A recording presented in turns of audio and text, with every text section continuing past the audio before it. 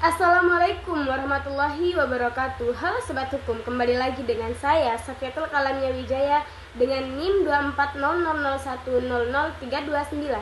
Di sini saya akan membahas tentang peran UU ITE dalam mengatasi kejahatan siber di Indonesia.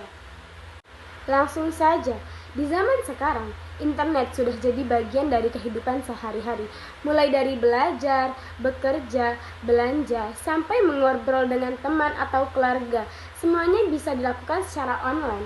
Tapi, semakin canggih teknologi, semakin banyak juga kejahatan yang muncul di dunia maya. Mulai dari penipuan online, pencurian data pribadi, sampai penyebaran hoaks yang menjadi masyarakat resah. Karena itulah pemerintah membuat Undang-Undang Informasi dan Transaksi Elektronik atau yang paling sering disebut UU ITE sebagai aturan untuk menjaga keamanan di ruang digital. Kenapa UU ITE itu penting? Sebelumnya ada UU ITE, banyak kasus kejahatan di internet yang sulit ditangani karena aturan hukum yang ada belum mengatur masalah dunia digital secara khusus. Padahal kejahatan siber berbeda dengan kejahatan biasa. Pelakunya bisa menyembunyikan identitas, bahkan melakukan aksinya dari negara lain. Nah, hadirnya UU ITE menjadi jawaban atas masalah tersebut. Dengan adanya aturan ini, aparat penegak hukum punya dasar yang jelas untuk menindak pelaku penjahat yang memanfaatkan teknologi secara tidak bertanggung jawab. Kejahatan apa sih? Apa saja yang diatur? Oke, kita lanjut. Pasti kalian bertanya-tanya, kejahatan apa aja sih yang diatur? Nah, di sini UU ITE mengatur berbagai macam kejahatan yang sering kita temui di internet. Misalnya, peretasan akun atau sistem komputer, pencurian data pribadi, penipuan online, perjudian daring, penyebaran konten yang tidak pantas, pencemaran nama baik di media sosial, sampai penyebaran berita bohong atau hoax.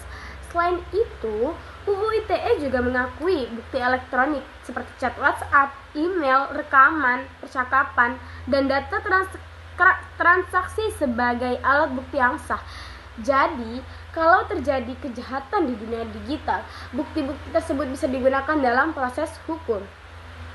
Nah, pasti kalian bertanya-tanya, apa saja sih peran UU ITE dalam menjaga ruang digital? Nih, aku beritahu. Sejak diberlakukan, UU ITE sudah banyak digunakan untuk menangani berbagai kasus kejahatan cyber. Kehadiran undang-undang ini membuat pelaku berpikir dua kali sebelum melakukan kejahatan karena ada konsekuensi hukum yang jelas. UU ITE juga mendukung kerjasama antara berbagai lembaga seperti BSSN dan kepolisian dalam menjaga keamanan siber nasional. Hal ini penting sekali karena kejahatan di internet seringkali tidak mengenal batas negara dan semakin canggih dari waktu ke waktu. Masih ada nih tantangannya. Walaupun punya peran penting, UU ITE juga sering mendapatkan kritik. Beberapa pasalnya dianggap terlalu luas sehingga kadang menimbulkan perbedaan penafsiran. Ada juga khawatir aturan tersebut bisa membatasi kebebasan berpendapat jika tidak diharapkan dengan bijak. Selain itu, perkembangan teknologi yang begitu cepat membuat aparat penegak hukum harus terus-menerus meningkatkan kemampuan mereka agar bisa mengikuti berbagai modus kejahatan siber yang berkembang. Jadi, kalian harus berhati-hati dalam menggunakan media sosial atau masalah internet pada saat ini. Pada akhirnya, UU ITE memiliki peran besar dalam menjaga keamanan dunia digital Indonesia. Namun, aturan saja tidak cukup. Kita sebagai pengguna internet juga harus lebih bijak dalam menggunakan media sosial, berhati-hati saat bertransaksi online dan tidak mudah percaya pada informasi yang belum jelas kebenarannya.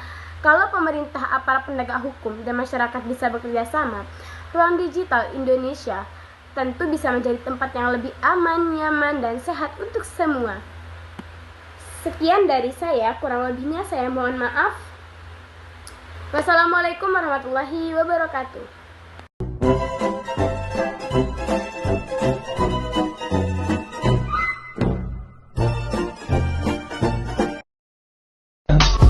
I just had to let you know you're